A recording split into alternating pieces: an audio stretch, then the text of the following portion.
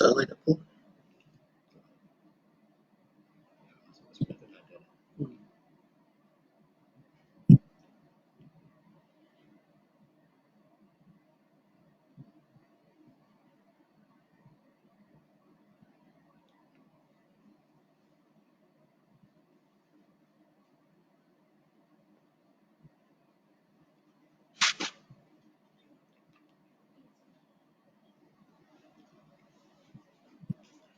Bismillahirrahmanirrahim. Bismillahirrahmanirrahim. Assalamualaikum warahmatullahi wabarakatuh. Alhamdulillah. Alhamdulillahirabbil alamin. Wa bihi nasta'in. Wassalatu wassalamu ala asyrofil mursalin wa alihi wasahbihi ajma'in. Amma ba'd. Saudara penonton yang saya muliakan sekalian, barangkali penampilan pertama saya dalam ruangan ini ialah tujuannya untuk menceritakan tentang buku yang saya tulis, buku yang bertajuk Malu Indonesia yang diterbitkan pada tahun 2016. Buku itu menjadi satu fenomena dalam kalangan anak-anak muda kita, dan buku tersebut telah habis dijual dalam masa yang sangat-sangat singkat. Inilah menyebabkan penerbit minta saya supaya kemaskinikan buku tersebut.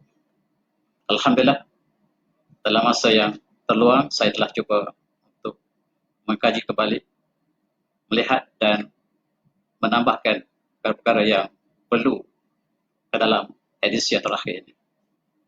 Dan inilah tujuannya, ialah untuk menyatakan bahawa edisi terakhir buku ini ataupun buku yang asalnya, inilah buku yang asal, buku Malu Indonesia, Kerajaan Bintang Melayu di Langit Melayu, telah diterbitkan pada tahun 2016 dan kini telah muncul terbitan yang terkini, iaitu penambahan kepada beberapa isi yang ada dalam buku ini yang menjawab sebahagian pada persoalan-persoalan yang dipersoalkan sepanjang buku ini bincangkan. Dan tuan-tuan akan insyaAllah akan diterbitkan dalam masa yang sangat singkat, tetapi yang terkenal ialah apabila adanya peraturan kawalan pergerakan ini menyebabkan buku ini tertangguh untuk seketika untuk dikeluarkan disebabkan kekangan tersebut. Tetapi penerbit telah berusaha untuk menerbitkan dalam bentuk maya, dalam bentuk e-books. Penerbitnya ialah Kalang Kerak Karya Bistari, dan mereka sedang berusaha untuk masukkan dalam edisi e-books, dan tuan-tuan boleh hubungi Kalang Kerak untuk mendapatkan maklumat lanjut. Saya dipahamkan buku edisi terakhir ini mengandungi lebih 700 halaman. Di antara 700-800 halaman agak besar dan harganya sangat murah, RM60, RM65 mengikut apa saya diberikan, dimaklumkan demikian. Tetapi dalam edisi e-book hanyalah RM49. Tuan-tuan yang ingin melihat buku ini lebih awal, bolehlah melihat dalam bentuk maya dulu sebelum melihat dalam bentuk fisikalnya. Dan apakah yang menarik dalam buku ini? Mungkin malam ini saya cuba imbas kembali sejak buku ini terbitkan. Di luar pendidikan saya, buku yang berkaitan dengan sejarah selalunya diminati oleh orang yang dewasa atau pemerintah orang tua. Tetapi apa yang berlaku kepada buku ini sebaliknya.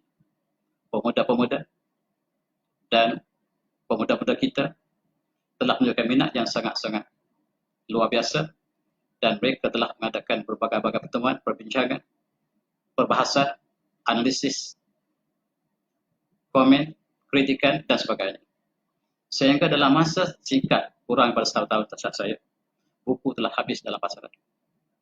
Dan saya sendiri juga hanya ada satu salinan yang teringat pada saya. Apakah yang terkandung dalam buku ini sebenarnya? Sebenarnya saya mendapat idea daripada kawan-kawan kita di Indonesia. Di Indonesia, mereka melihat sejarah yang ditulis oleh kerajaan Indonesia, yang digunakan secara resmi di sekolah. Terdapat pencanggahan daripada sejarah yang sebenarnya. Dan mereka telah menulis buku ini. Salah satu daripada versi yang keduanya ialah tajuknya adalah Sejarah Nasional Indonesia. Buku ini bukan buku resmi yang digunakan oleh Kementerian Pendidikan mereka, tetapi ditulis oleh intelektual mereka. Mereka cuba mengkaji kembali sejarah Indonesia. Dan hasilnya ialah buku ini menjadi satu fenomena juga di Indonesia. Mereka membincangkan fakta-fakta sejarah perjuangan kemerdekaan mereka, siapakah tokoh-tokoh utama mereka, dan sekali-sekala dia bertembung dengan sejarah yang muktabar. Dalam sejarah Indonesia, Majapahit ditunjukkan sebagai Empire Hindu. Mereka tidak tunjukkan Majapahit sebagai negara Islam. Di akhir, Majapahit sebagai negara Islam yang besar tidak ditunjukkan dalam sejarah Indonesia. Dan itu sebabnya mereka cuba menulis kembali dalam wajah yang lebih murni, lebih sahih, berdasarkan kepada peristiwa yang sebenar. Bagaimanakah kita yang mengetahui sejarah sebenar? Kita kembali pada sumber kita yang asli. Sejarah kita selalunya ditulis oleh penjajah. Orang yang menang menulis sejarah, orang yang kalah dipersalahkan. Dalam konteks ini kita juga di Malaysia menerima nasib yang sama. Sejarah kita ditulis oleh penjajah. Penjajah terakhir kita ialah British. Mereka menulis sejarah dalam konteks mereka. Siapa yang menentang mereka dianggap sebagai penjenayah, pemberontak. Dan siapa yang bersama mereka sebagai hero negara. Oleh sebab itu sejarah ditulis dalam bentuk ini. Maka dalam wajah yang demikian, sejarah yang resmi pun ditulis. Bagi saya dalam buku ini saya mengatakan bahawa sejarah yang resmi tidak semestinya benar. Sejarah yang benar tidak semestinya resmi. Marilah kita dengan hati yang tenang membuka hati dan perasaan kita untuk melihat sejarah negara kita yang murni. Dan di atas dasar inilah saya menulis Malaysia. Malaysia Kereta Bintang Melayu di Langit Melayu. Untuk melihat sejarah kita daripada sumber kita. Dan saya cuba kembali kepada sejarah yang ditulis ulama kita. Di antara sumber rujukan kita ialah Tarikh Al-Battani. Bagi saya, Tarikh Al-Battani antara sejarah yang terawal yang ditulis berdasarkan pada fakta sejarah di negara kita. Tarikh Al-Battani barangkali tidak dikenali dalam golongan intelektual kita. Yang banyak mereka bincang adalah riwayat Battani. Riwayat Battani bukanlah buku sejarah murni tetapi buku yang boleh kita katakan sastra sejarah. Tetapi dalam konteks Tarikh Battani, dia adalah merupakan fakta dan sejarah yang tidak bentuk sastra. Dia adalah bentuk sejarah ditulis oleh ulama kita. Ditulis oleh Syekh Faqih Ali, keturunan kepada Syekh Daud Al-Battani. Dan Syekh Daud Al-Battani menulis kembali sejarah yang diungkapkan oleh neneknya, datuknya, yang bernama Syekh Faqih Ali, mencatatkan sejarah awal Battani. Kita lihat dalam konteks sejarah Battani, mengatakan kerajaan Sri Lanka, bukan kerajaan Langkasuka, bertapak di Battani. Dalam sejarah Merawangmasa mengatakan sejarah Langkasuka berpusat di Kedah. Terdapat dua penjagaan. Dalam sejarah Battani mengatakan Kedahlah jajahan kepada Langkasuka. Dan sejak itulah kita lihat bagaimanakah Islam mula sampai ke Battani. Dan begitu juga diletakkan dalam itu perubahan di antara Langkasuka kepada Sriwijaya. Dalam konteks sejarah Battani dikatakan Sriwijaya tidak pernah hilang. Dalam sejarah yang resmi mengatakan kerajaan Sriwijaya telah hilang dan telah runtuh. Tetapi dalam sejarah Battani mengatakan kerajaan Sriwijaya semakin kuat selepas mereka memeluk Islam. Dan di antara Sriwijaya yang berasas pada agama Buddha kepada Sriwijaya yang berasas kepada Islam disebut Sri Buddha. Disebut sebagai kerajaan Sri Buddha. Dan kerajaan Sri Buddha adalah kerajaan Islam. Bertapak di Battani. Dan disitulah kita lihat satu tamadun yang besar berlaku di Battani. Yang akhirnya merebak sampai ke Kedah, sampai ke kawasan Jambi dan sampai ke Jawa. Itu sejarah Battani. Barangkali kita boleh cross-check dengan sejarah Majapahit yang ditulis di Jawa. Terdapat banyak persamaan dan perbezaan. Sebab kita perlu ingati bahawa sejarah ditulis oleh penulis.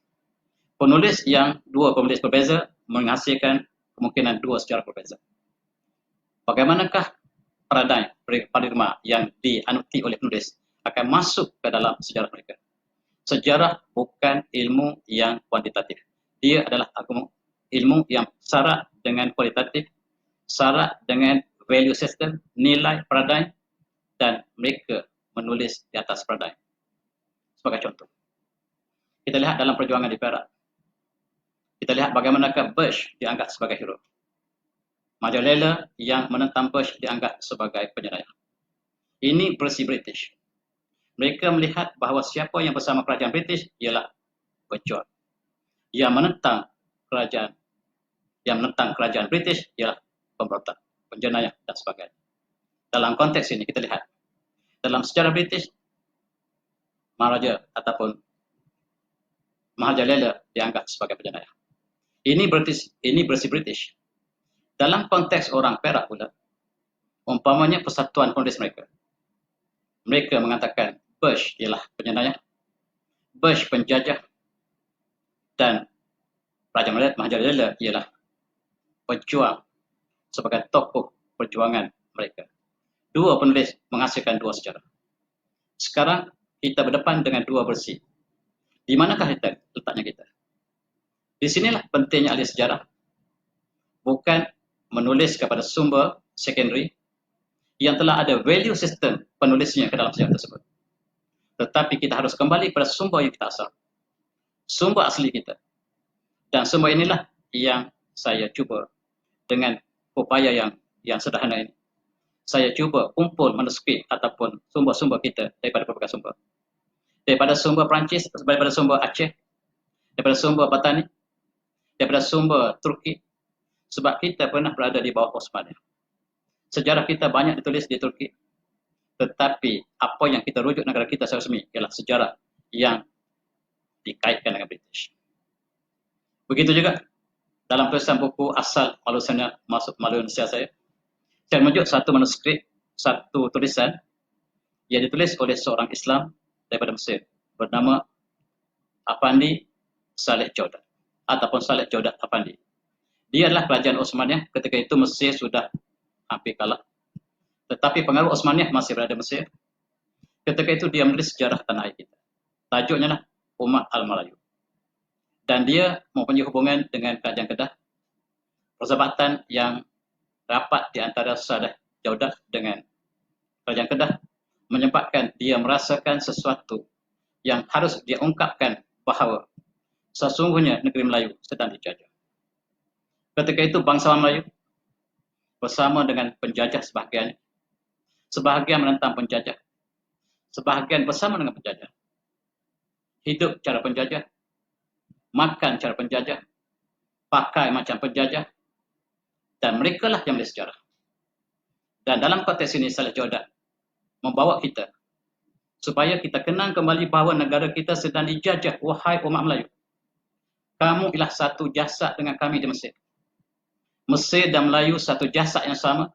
Kullukum min Adam wa Adam min turab. Inna akramakum indallahi atqakum. Seluruh kamu daripada Adam, Adam dari tanah, dan yang paling mulia kamu ialah yang paling bertakwa. Di atas konteks inilah saudara kita bernama Saleh Jaudat menulis sejarah kita. Tetapi barangkali dia juga terperangkap dengan rujukan-rujukan yang dihasilkan oleh orientalis. Maka saya gunakan antara rujukannya untuk membandingkan dengan sejarah yang ditulis oleh ulama kita sendiri, seperti yang ditulis oleh Syekh Daud Batani, yang disalin kembali oleh Syekh Ahmad Batani. Kedua-duanya ulama kita besar dan dapat dipertanggungjawabkan sejarah yang mereka tulis. Begitu juga dalam konteks manuskrip lain, saya merujuk juga dengan riwayat Raja Kota Patani yang ketika itu menceritakan tentang asal-usul Raja Pesyong. Dalam sejarah Kedah dikatakan Raja Pesyong berasal dari Kedah. Tetapi dalam riwayat tadi mengatakan dia orang Kelantan. Raja Pesyong adalah Raja Kelantan yang berpindah ke Kedah, kemudian balik semula ke Kelantan, meninggalkan zuriatnya di Lego, dan dia kembali ke Kelantan. Itu sejarah yang ditulis oleh manuskrip, yang ditulis sebelum Melaka dijajah oleh Portugis. Dia juga menceritakan bahawa apabila kerajaan Melaka telah dijajah oleh Portugis, di antara yang menolong kerajaan Islam Portugis, Islam Melaka menentang Portugis ialah Patani. Dalam konteks ini Raja Lego, Raja Perancis, Raja Patani bersama-sama untuk menentang Portugis untuk menentang, dalam sebelum itu menentang Siam, dan diperincikan bagaimanakah ketika Melaka menentang Siam, dan panglima yang terkenal, Laksamana terkenal Melaka, iaitu Hang Tuah, disebut secara jelas yang ditakuti oleh Siam. Siam sangat takut kepada Hang Tuah sebab apabila memimpin suatu bala tentera, maka yang ditakuti adalah panglima ini. Ini dinyatakan dalam riwayat Raja Kota. Dan Raja Petani minta supaya Hang Tuah datang ke Petani untuk diberikan perkenan jasa yang besar pada Hang Tuah, dan Hang Tuah tersampai ke Gresik. Di Gresik ada pesan lawatan Hang Tuah tersebut di sekitar Masjid Gresik. Di depan Masjid Gresik ada satu telaga yang disebut Telaga Hang Tuah. Di Melaka ada Perigi Hang Tuah. Dan inilah sejarah yang kita lihat dalam konteks kita. Barangkali sebahagian sejarah kita adalah dalam bentuk kisah ataupun sejarah lisan yang dibuka kemudian. Oleh sebab itu, kadang-kadang terdapat beberapa perkara yang kita harus lihat kembali dan kita cross-check dengan sumber yang lain. Dan saya juga lihat dalam konteks penjajah negara kita, sebuah buku yang ditulis oleh penjajah, iaitu Dameli Apicalago, yang ditulis oleh Alfred Wallace, sangat terkenal dalam studi barat. Dalam buku ini sangat-sangat bias apabila dia menulis tentang orang Melayu. Dia kelam kabut di dalam menjasifakan orang Melayu sebagai bangsa yang bertamadun. Pada masa yang lain dia mengatakan bangsa yang paling tidak ada tamadun, bangsa yang ganas, bangsa yang barbarian. Itulah perkataan yang diberikan oleh Alfred Wallace menggambarkan orang Melayu. Dan apabila dia pergi ke Irian Jaya, dia bertemu dengan orang Papua New Guinea. Oleh kerana dia bias kepada orang Melayu, dia mengatakan orang yang cerdik di alam Melayu adalah orang Papua New Guinea yang tidak ada sebar pakaian. Inilah yang lebih maju daripada orang Melayu, hanya untuk menunjukkan bahawa orang Melayu perlu ditamadunkan. Dan jasa British ialah untuk civilizekan orang Melayu. Ini ialah sudut pandang penjajah. Berbeza sama sekali dengan apa yang diungkapkan oleh sejarah yang tulis Al-Biruni umpamanya. Al-Biruni menulis sebuah kitab bertajuk Tahqiq Mal Hindi. Tahqiq Mal Hindi, sejarah India. Dan kita kena faham, apabila dalam sejarah Islam menyebut India, bukan masuk India semata-mata India sekarang. Sebab negara kita juga disebut India. India dalam konteks Islam terbagi pada dua, disebut Al-Hind Al-Arabiyah dan Al-Hind Al-Syarqiyah. Alam Melayu ini disebut Alam Melayu India Timur. Apabila kita temui India Timur dalam sejarah Islam, menunjukkan bahawa itulah orang Melayu. Orang Arab memanggil kita orang Hindi. Asam Jawa disebut sebagai Tamar Al-Hindi. Asam Jawa, Jawa disebut Hindi. Orang Melayu disebut Hindi. Dan dalam konteks Al-Biruni, Al-Biruni mengatakan nombor yang digunakan dalam matematik moden hari ini, nombor sifar, ialah didapati daripada India. Ini dipanggil Al-Hindi, Al-Arqam Al-Hindiyah. Dan penulis barat menyangka bahawa nombor sifar ini diambil pada India. India sekarang sebenarnya silap. Nombor ini ditemui di Champa. Champa ialah kerajaan Melayu yang digunakan nombor kosong ini, nombor sifar ini digunakan dalam matematik bermula daripada Champa. Champa disebut India dalam konteks Islam. Sebab ketika itu barangkali dicirikan oleh Hindu, maka seluruh pengaruh Hindu disebut sebagai Al-Hindi. Oleh sebab itu, kita jangan keliru apabila disebut negara inilah negara Al-Hindi Al-Syarqiyah, bukan maksudnya orang India di sini. Tidak. Orang Melayu yang budayanya India. Inilah yang menjadikan pertikaian. Kita harus kembali pada sumber yang asal. Itu sebab apabila British, apabila Belanda datang ke sini, syarikat alam Melayu dia sebut sebagai East India. Syarikat India Timur maksudnya syarikat alam Melayu. Mereka mengatakan datang untuk mencari rempah, dan mereka membawa balik rempah. Dan di sini kita boleh lihat apakah tujuan sebenarnya. Apakah rempah menjadi tujuan mereka datang ke sini. Dan kita lihat siapakah yang paling awal datang penjajah barat ke timur. Dan yang paling awal ialah Andalusia. Yang telah kalah namanya Portugal. Portugal ialah bumi Islam asalnya. Tetapi dalam kurun yang ke-15, sejarah Islam yang bertapak di Spanyol selama 700 tahun, 800 tahun telah jatuh. Dan umat Islam dibunuh sepenuh.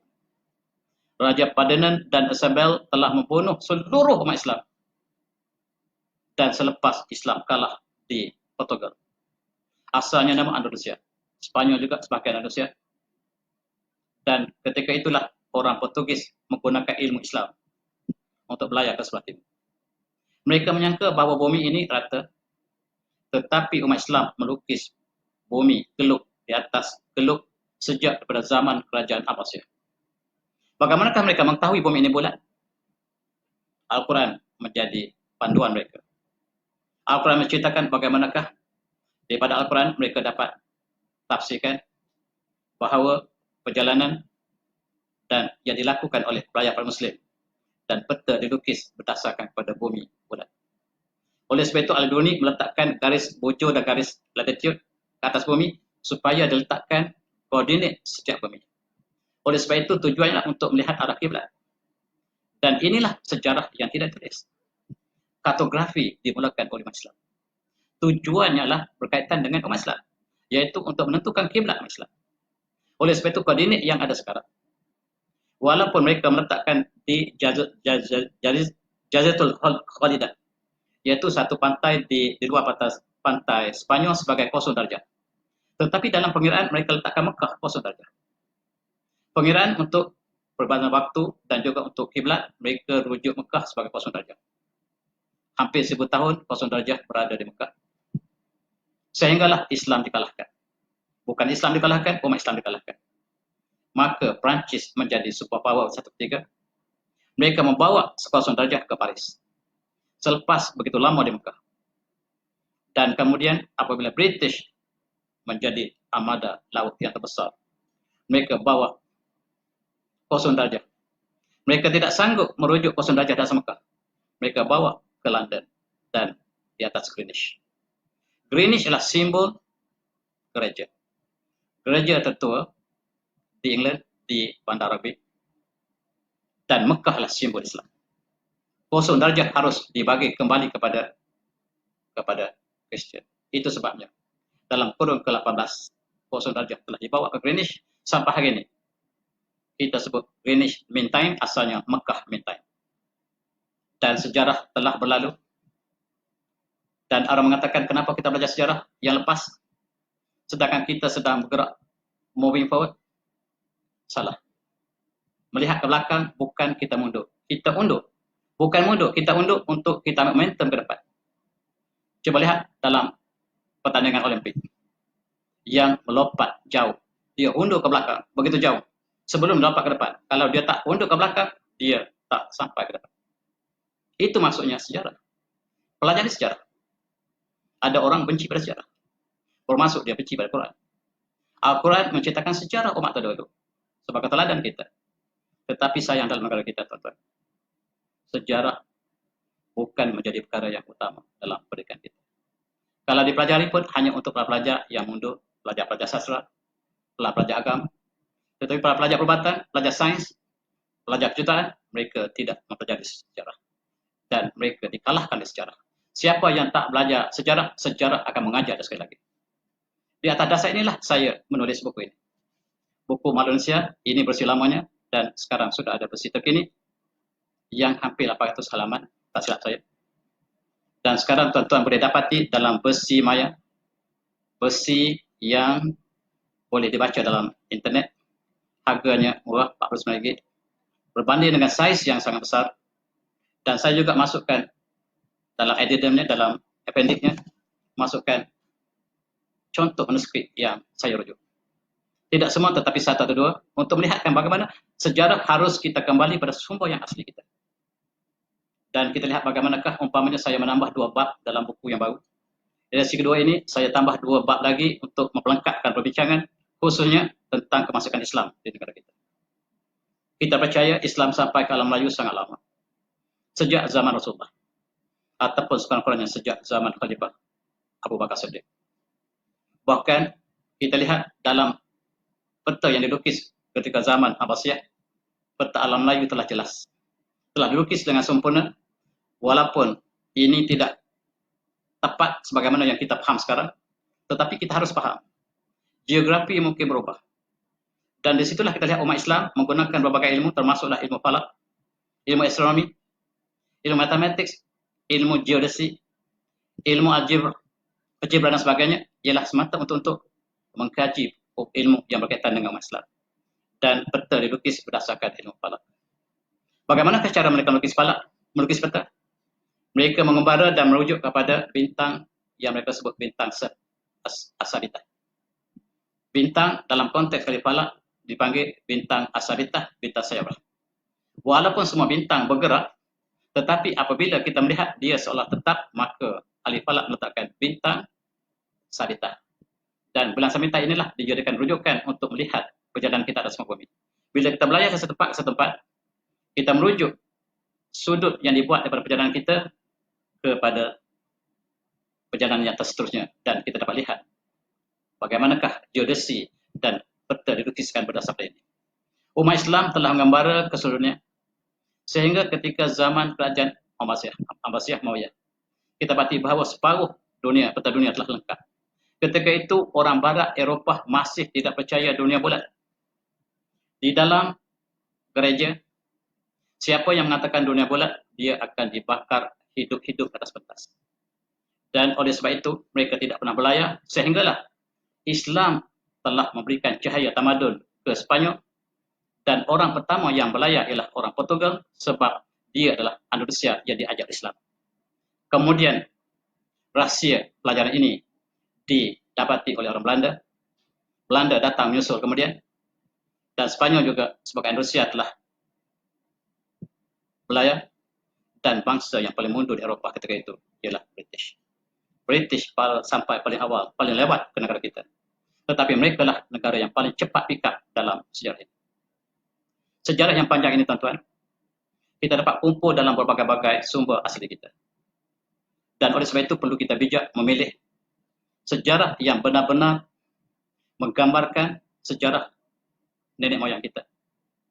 Berbanding dengan sejarah yang ditulis oleh British, ditulis oleh orientalis. Tugas mereka ialah memang untuk penjajahan. Mereka datang untuk menyatakan bahawa mereka adalah bangsa yang bertamadun. Our task is to civilize the world. Kami datang untuk mengajar dunia kepada tamadun. Sedangkan dalam kurun yang ke-12 di England belum ada sekolah. Ini kita dapati dalam Bakit, ada surat yang dihantar oleh Raja England kepada Khalifah Islam di Sepanyol, mengatakan bahawa sudilah kira apa kiranya Khalifah Hisham untuk menerima pelajar kami daripada England yang pertama untuk belajar di negara Islam, sebab di England belum ada sesiapa yang pandai membaca dan menulis. Ini berlaku dalam kurun yang ke-11 ataupun 12. Surat ini masih tersimpan, dan buktinya menunjukkan bahawa dalam kurun ke-12 kita Islam sudah ada universiti. Bahkan universiti pertama dunia berada di negara Islam. Universiti Korwan berada di Morocco, dibina dalam kurun yang ke-9 dan 10. Universiti Nizamiyah yang dibina oleh Raja Seljuk berada di kawasan Tengah Asia, dan Universiti Azhar kemudian dibina. Ketika itu England belum ada. England hanya wujud kurun yang ke-10 dan 11. Mereka dua bangsa yang barbarian bernama bangsa Anglo dan Saxon masih berperang ketika itu. Dan umat Islam telah menempa sejarah yang gemilang. Tuan-tuan, itulah sejarah. Tetapi apabila kita telah jauh daripada agama kita, keagungan kita berasu-asu jatuh. Mereka berasu-asu naik, dan sekarang mereka di atas, kita di bawah. Dulu mereka di atas, kita di atas, mereka di bawah. Tetapi roda sentiasa berputar. Sekali ke atas, sekali ke bawah. Hari ini cukup malang, umat Islam berada di bawah. Eropah di atas. Dan roda akan berputar lagi. Sebaik saja roda berputar, yang di atas akan jatuh, yang bawah akan naik. Itu falsafah. Dan inilah yang kita melihat sejarah kita sebagai umat Islam. Tentu berbeza dengan sejarah yang ditulis oleh bukan Islam. Sebab kita, masyarakat disatukan oleh satu kesatuan. Kesatuan umat. Kita bukan membina tamadun, bukan dasarkan bangsa-bangsa, tapi bangsa-bangsa dalam satu kesatuan, dalam satu keturunan, berhukum min adab. Sebagaimana kita sebutkan tadi. Di atas dasar inilah kita lihat sejarah Islam ditulis. Dan kita juga perhatikan bagaimanakah keindahan tamadun Islam, toleransi yang dibawa sepanjang sejarah. Ketika Islam berada di India, memerintah India, dan agama yang majoriti lah Hindu. Islam sangat toleransi, mereka tidak pernah memaksa agama lain untuk meluk Islam. Dan kita dapat saksikan di India, sampai hari ini pun majoritinya adalah Hindu. Dan bagaimanakah dilakukan keadilan Islam di Spanyol? Dan saya sentuh di mana-mana dalam konteks buku ini, dalam konteks Salam Melayu. Bagaimanakah Melaka ketika melaksanakan hukum Islam? Melaka telah muncul sebagai negara yang paling aman di timur. Di bawah kerajaan Islam, di bawah Sultan Alauddin Shah, apabila konon Melaka dilaksanakan. Dan hukum Harabah, yaitu konon Laut Melaka, yang sebahagiannya lah tentang Harabah, tentang bagaimanakah laut harus dijaga, bagaimanakah keamanan harus dijaga, telah dilaksanakan dalam kurun ke-15 dan 16.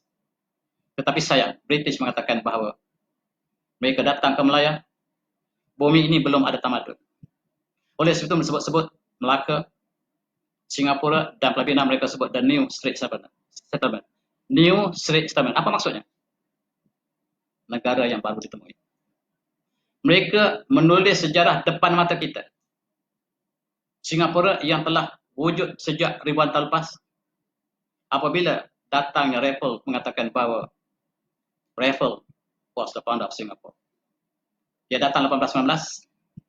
Sejarah Singapura telah berlalu barangkali 2000 tahun lepas, barangkali lebih pada itu. Sebelum Singapura namanya Temasek. Sebelum Temasek namanya Mulut Tanjung. Sebelum Mulut Tanjung namanya Pulau Hujung. Sejarah lama Singapura, tamadun yang besar, dihapus oleh British. Hari pertama mereka datang, mereka sebut Singapura dibuka oleh Raffles. Negara sudah merdeka, tetapi patah sejarah kita masih kekal. Siapakah yang membuka Singapura? Sampai sekarang pun pelajar diajar bahawa Raffles yang membukanya. Demikian juga Filipina. Dikatakan bahawa Francis Light yang membukanya. Dan tuan-tuan, Francis Light datang untuk menyewa tanah di Filipina daripada Sultan Kedah yang sewanya dibayar sampai sekarang. Penipuan demi pertemuan dan untuk penjajahan ini berlaku dalam sejarah kita. Di sinilah timbulnya terdesaknya kita untuk menulis kembali sejarah sebagaimana saudara kita di Indonesia telah menulis sejarah mereka. Mereka meninggal sejarah Indonesia yang ditulis ratusan tahun lepas, yang menganggap bahawa mereka yang bersama dengan penjajah, mereka yang bersama dengan Belanda, sebagai mereka yang dianggap sebagai hero. Sebagai contoh, sejarah Indonesia mengatakan Kartini sebagai tokoh reformasi wanita Indonesia. Tetapi buku ini mengatakan harus kita semak kembali, sebab Kartini lah orang yang sangat rapat dengan pemimpin Belanda, dan Belanda mengangkat Sri Kartini sebagai tokoh sebab bersama dengan mereka. Dan tokoh Islam yang sebenarnya seperti Rahmat Aidinusi yang mengembangkan pendidikan Islam tidak ditonjolkan sebagai tokoh wanita ataupun muslimat Indonesia. Tetapi sayang, sejarah ditulis di Indonesia sama seperti nasib kita. Sekarang mereka sudah ada satu gerakan yang besar untuk menulis kembali. Buku ini adalah buku siri yang kedua yang mereka gunakan dalam sistem bukan kerajaan. Barangkali di pesantren, barangkali sekolah swasta, barangkali universiti swasta, tetapi kita ingat tuan-tuan, di Indonesia, umpamanya Muhammadiyah, mereka adalah sekolah swasta, universiti swasta, tetapi mereka mempunyai kekuatan yang lebih hebat daripada setengah universiti kerajaan. Oleh sebab itu kita lihat, mereka sudah ada kesadaran untuk menulis sejarah. Bagaimana kita? Bagaimana kita dengar kita? Apakah ada kesadaran yang demikian? Ataupun kita mengulang sejarah yang telah ditulis oleh British. Dan kita ulang untuk seluruh generasi kita, anak cucu kita. Dan oleh sebab itu mereka yang bersama British, mereka yang berjuang bersama British, dianggap sebagai hero negara. Mereka yang menentang, ulama-ulama kita yang mengistilahkan jihad di Mekah, dan murid-muridnya tersebar seluruh dunia, seluruh alam semesta, alam Melayu, dianggap sebagai penjenayah oleh sejarah kita hari ini. Mari kita pertukar sejarah, Masa boleh terlewat dan ialah satu jihad ilmiah. Di atas dasar jihad ilmiah lah saya memberanikan diri menulis buku ini. Tidak ada tujuan saya menulis kecuali lah apa yang saya rasakan, apa yang saya nilai, apa yang saya analisis. Yang terbaik dari saya rakam di sini. Barangkali masih ada kelemahan dan saya minta generasi yang akan datang, pelajar-pelajar universiti yang melakukan pengajian master dan PhD, kembali melihat sumber kita yang asal. Sumber kita bertaburan di mana-mana, tidak tersimpan di arsip dengan indah. Tetapi sekarang masih ada lagi di sekolah-sekolah, di institusi yang lama, masih menyimpan surat-surat hubungan umpamanya di Aceh, yang menyatakan bahawa hubungan Osmaniyah dengan kita sangat rapat. Bahkan kita sebahagian Osmaniyah. Oleh sebab itu, Melaka ialah Osmaniyah. Orang Osmaniyah mengatakan Molaka, ia ini tempat pertemuan. Begitu juga dengan Portugis. Portugis tidak menyebut Melaka. Okey, dengan Kof, dia sebut Molaka.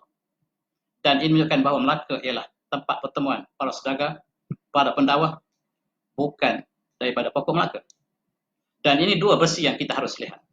Satu versi yang ditulis oleh sejarah Melayu, pokok Melaka. Satu versi yang ditulis secara ijma' oleh seluruh penulis bukan Melayu yang datang ke alam Melayu.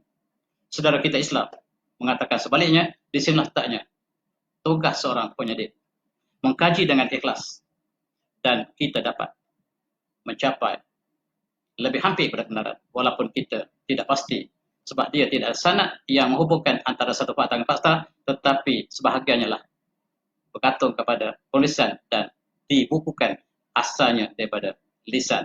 Barangkali lisan ada tersilap, maka disinilah tugas intelektual kita untuk melihat sumber kita. Daripada kita bergantung pada sumber orientalis yang telah banyak memesong sejarah kita. Dan barangkali dalam ruang yang lain kalau ada kesempatan.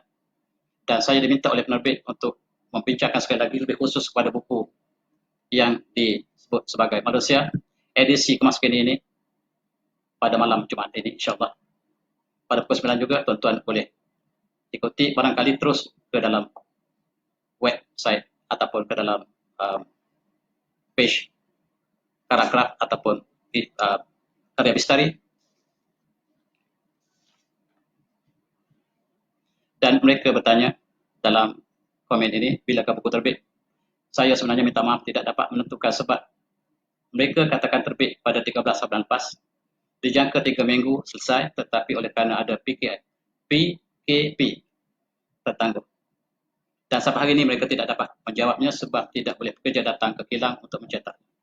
Oleh sebab itu sebagai jalan keluarnya, kalaulah yang berminat, silalah ke ruang yang saya sebutkan tadi, e-book dulu lebih awal untuk melihat apakah yang ada di situ. Yang berbeza adalah dua bab yang saya maksudkan tadi. Yang satu adalah bab yang berkaitan dengan tajuknya lah Rangkaian Manusia, yang saya masuk di situ berbagai-bagai tajuk yang berkaitan. Dan yang kedua adalah tajuk baru ialah tentang etnografi, etnosains. Orang Melayu yang dianggap bodoh oleh British sebenarnya telah mencapai satu pencapaian besar dalam ilmu falak, dalam ilmu perubatan tradisi, di dalam ilmu mantik, dalam ilmu falsafah, dalam tasawuf dan sebagainya. Lebih lagi dalam ilmu-ilmu yang berkaitan dengan ilmu turas kita. Kita menghasilkan lambatkan ataupun karya-karya banyak dan sebahagiannya saya cuba masuk ke dalam sebab bertajuk etnografi, etnosains, yang dikaitkan dengan etnopertukangan. Bagaimanakah orang Melayu melakukan pertukangan dan apakah falsafah dan sebaliknya. Dan saya rujuk kepada manuskrip yang ditemui di Aceh. Bagaimanakah tarikat Syatariah berkembang di Aceh. Ini sebahagiannya dibincangkan dalam etnografi dan etno masyarakat yang berkaitan dengan amalan yang dibawa balik oleh Syekh Abdul Rauf Al-Mansuri. Bagaimana permulaan tarikat ini berada di Aceh? Apakah sikap orang Aceh? Dan apakah amalan mereka? Saya tidak membincangkan sepenuhnya, tetapi sebahagian daripada segalanya sampai kepada pengasasnya dapat ditemui dalam manuskrip, dan sebahagian manuskrip inilah yang saya cuba rujuk. Dan saya cuba kembali kepada sumber yang paling asal. Dan itu sebab buku saya, barangkali, tuan-tuan, buku yang paling kontroversi. Paling kontroversial dalam sejarah. Rupa-rupanya orang ingin sesuatu yang berbeza. Di luar daripada sejarah, daripada falsafah ataupun daripada teori penerbitan. Mereka mengatakan penerbit tidak boleh menerbitkan buku ilmiah sebab sekiranya komersial yang menjadi matlamatnya, buku ini tidak laku. Tetapi buku ini di luar daripada teori. Buku ini habis dalam masa yang singkat dan insyaAllah dalam buku Kemaskini ini saya harap pembiakan boleh dilakukan, boleh dinilai, boleh dianalisis, boleh dikritik, boleh, tetapi kritikan harus dibuat berdasarkan ini. Jangan sekali-kali membantah fakta tanpa fakta. Fakta harus dibalas dengan fakta. Dan hujah lawan hujah itulah pendirian apabila kita ingin berjihad dalam konteks ilmiah. Dan saya serah pada tuan-tuan, sekali lagi, tuan-tuan berminat untuk mendapatkan buku ini, dapatkanlah e-book lebih awal, dan insyaAllah barangkali lepas PKP ini, insyaAllah kita akan dapat lihat buku dalam bentuk fizikalnya. Dan tuan-tuan, sempurna dengan kawalan pergerakan kita ini, marilah kita meningkatkan amalan kita, banyak berdoa, banyak membaca Al-Quran, banyak berfikir, dan apakah yang kita lakukan semasa di atas muka bumi ini. Sesungguhnya yang terbaik dalam kita lah yang paling banyak manfaatnya kepada manusia lain. Dan pastikan dalam masa kawalan terhad ini, kita melakukan sesuatu yang baik untuk kita dan masyarakat. Saya sudahi dengan bila taufiq. Assalamualaikum warahmatullahi wabarakatuh. Dan saya minta maaf kalau ada kekasaran dalam ucapan tadi. Sekian, terima kasih.